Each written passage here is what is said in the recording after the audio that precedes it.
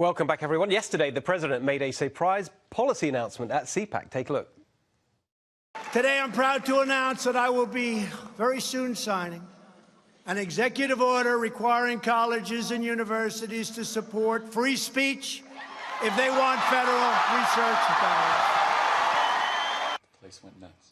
All right, Charlie Kirk, this is basically your life's work over the last few years. So, do you agree with it? My life's work of 5 or 6 years. Oh, my goodness, do I agree with it? Well, this is real. The national conversation started about 2 weeks ago, where our Turning Point USA activists got really punched in the face at University of California, Berkeley.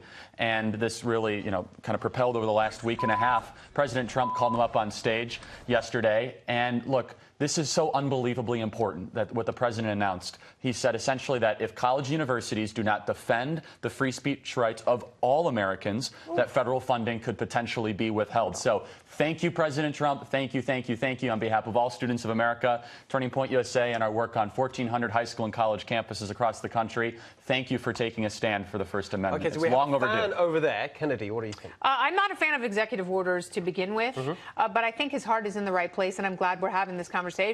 But free speech isn't just about protecting conservative speech. It's about protecting all speech. And these free speech zones that they have at college campuses are unconstitutional. And so there are... Just talk about that in more detail. Free speech zones.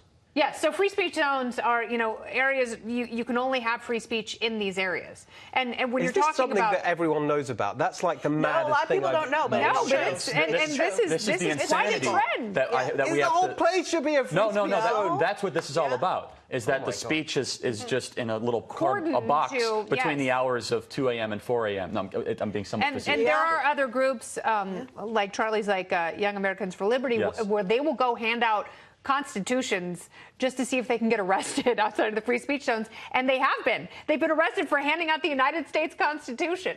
As though it's North Korea and they're passing out Bibles. Right. I'm with Kennedy. I'm nervous about anything that comes down by executive order. Always makes me nervous. A lot of that has to do with the fact that it can easily be overturned by the next president.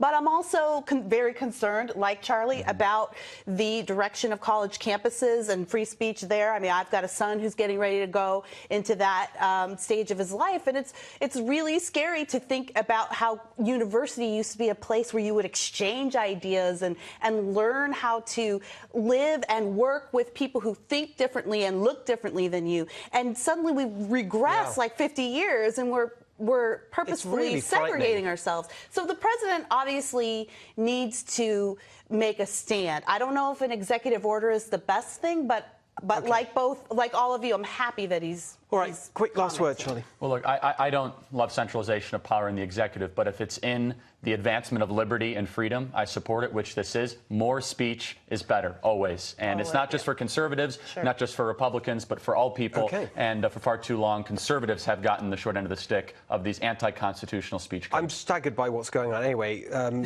sure we'll talk about it again. Thanks.